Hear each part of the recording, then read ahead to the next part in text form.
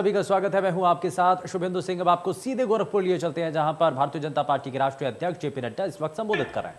Indonesia में triple तलाक नहीं है, ये भारत में ही ट्रिपल तलाक चल रहा था। इसको समाप्त करने का काम किया तो मोदी जी की इच्छा शक्ति ने किया है। इस बात को हमको ध्यान में रखना है। और यहां योगी जी बैठे हैं, हम सब लोग जानते हैं कि किस तरीके से मोदी जी के नेतृत्व में वर्षों से चला आ रहा राम मंदिर का मामला, उसको न्यायालय के सम्मुख उनके फैसले के माध्यम से और शिलान्यास करके प्रधानमंत्री जी ने अब एक भव्य राम मंदिर का निर्माण का काम चल रहा है। इसको भी हमको समझना चाहिए, इसको भी हमको ध्यान रखना है। काम करने वाली सरकारें कैसी होती हैं, ये इसका जीता जागता प्रमाण है।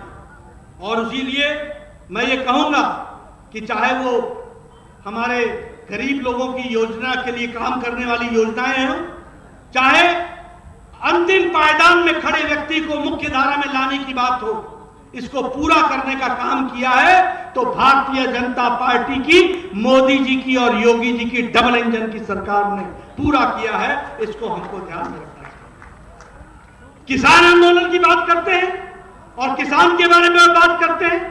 मित्रों, बहुत से किसान नेता के नाम पर जाने गए, लेकिन जो काम किसान के लिए किया वह काम मोदी जी के बराबर का किसी किसान नेता ने नहीं किया। इस बात को भी हमको समझना चाहिए। 2014 में 20,000 का बजट होता था, 20,000 करोड़ का बजट, आज 1,23,000 करोड़ का किसान का बजट है, एग्रीकल्चर का बजट। प्रधानमंत्री किसान सम्मान निधि में 153 करोड़ रुपए 10 किस्तों में 2-2 हजार रुपए 10 करोड़ किसान को पहुंचाने का काम किया तो किसी ने नहीं किया, वो मोदी जी की सरकार ने किया है। इस बात को हमको ध्यान में रखना चाहिए। और उत्तर प्रदेश में 2,54,00,000 किसानों को 10 किस्तों में किसान की सम्मान निधि पहुंचाई गई है। यह भी हमको ध्यान में रखना चाहिए। 2,400 रुपए की खाद की बोरी मोदी जी ने 1,200 रुपए में आपको पहुंचाई है। यानी एक बोरी अगर लेने जाते थे, आज एक बोरी मुफ्त की लेकर के आओ, मोदी जी के नाम पर लेकर के आओ। इस बात को समझना चाहिए। कोरोना में प्रधानमंत्री गरीब कल्याण अन्न योजना के तहत 80 करोड़ जनता को मार्च महीने से लेकर के छठ और दिवाली तक राशन पहुंचाने का काम किया है तो मोदी योगी की सरकार ने किया है। यह हमको समझना चाहिए। कोरोना के काल में किसी को भूखा नहीं रहने दिया, यह बात जनता जानती है अच्छे से। उसको फिर से याद दिलाने की आवश्यकता है और मुझे पूरा विश्वास है कि आप याद दिलाएंगे। मित्रों, आदरणीय Yogi ji all India institute of medical sciences के बारे में बात कर रहे हैं। मित्रों, मैं आपको जरूर इस बात को बताना चाहता हूं। कहना बड़ा आसान है, लेकिन सपनों को धरती पर उतारना बड़ा मुश्किल है। मुझे खुशी होती है, आदरणीय प्रधानमंत्री जी ने मुझे 2014 में स्वास्थ्य मंत्री बनाया था। मेरे मन में प्रधानमंत्री जी के सपने को साकार करने की तीव्र इच्छा थी। उन्होंने मुझसे पूछा था, नड्डा, ये सारे लोग दिल्ली के all India institute of medical sciences में क्यों आते हैं? मैंने कहा, इसलिए कि चाहे गोरखपुर हो, चाहे पटना हो, चाहे भुवनेश्वर हो, चाहे लखनऊ हो, बीच में कोई भी स्वास्थ्य की व्यवस्था नहीं है, इसलिए सीधे लोग दिल्ली पहुंच जाते हैं। उन्होंने मुझसे कहा कि हम चाहेंगे कि all India institute of medical sciences बनने चाहिए।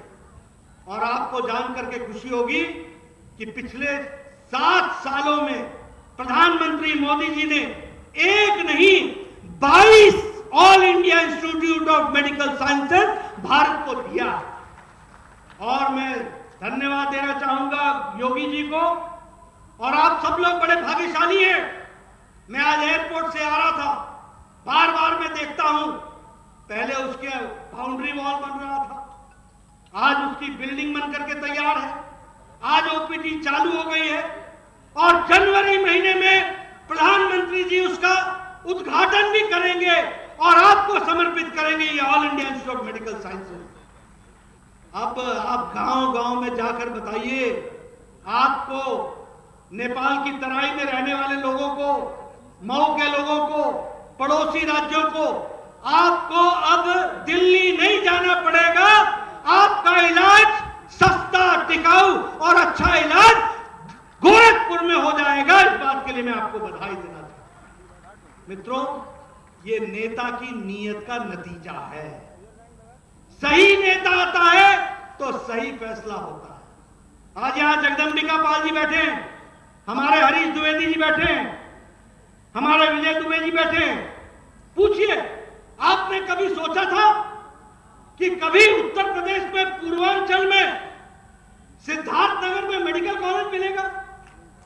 कभी आपने सोचा था कि बस्ती में मेडिकल कॉलेज मिलेगा?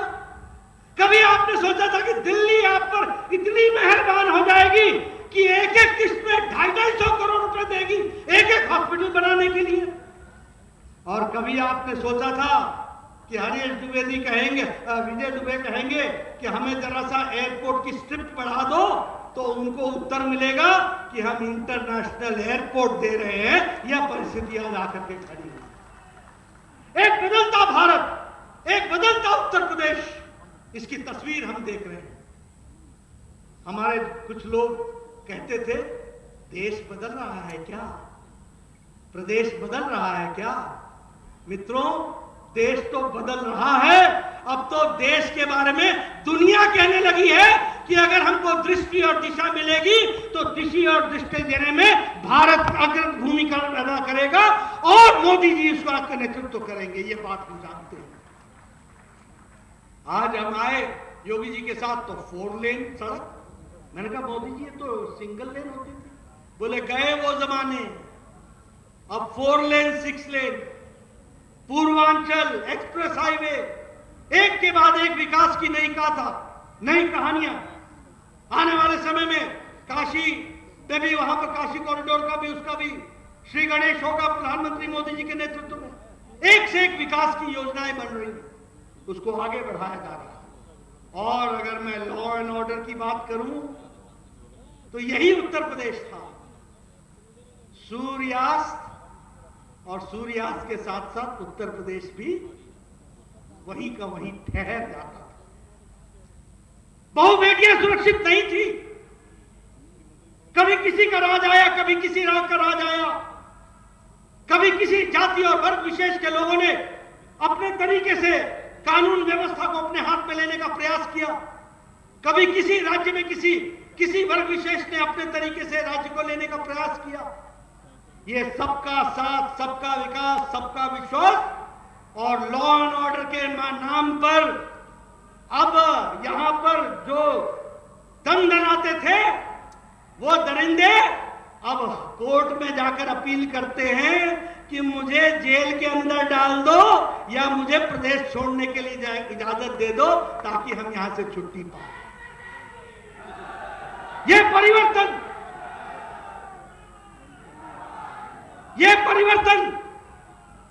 परिवर्तन योगी जी लेकर के आए हैं।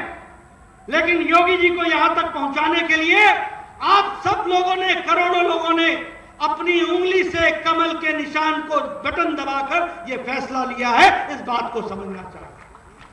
इसलिए मैं निवेदन करूंगा, उंगली सही जगह पड़े इसकी चिंता करना प्रजातंत्र में बहुत जरूरी है। गलत जगह पड़ जाए तो जिन्ना याद आता है, सही जगह पड़ जाए तो राष्ट्रभक्त आगे खड़े हो जाते हैं और देश को आगे बढ़ा ले जाते हैं। इस बात को समझना चाहिए। इसलिए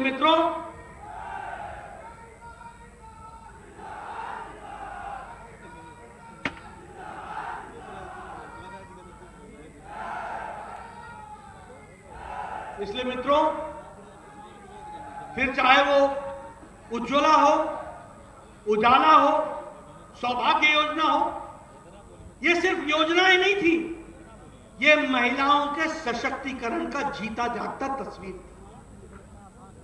आप बताइए, आजाद भारत में 2014-2017 तक 11 करोड़ परिवारों को इस बात के लिए इंतजार करना पड़ा कि वो अपने दैनिक जीवन के दैनिक व्यवस्थाओं के लिए एक इज्जत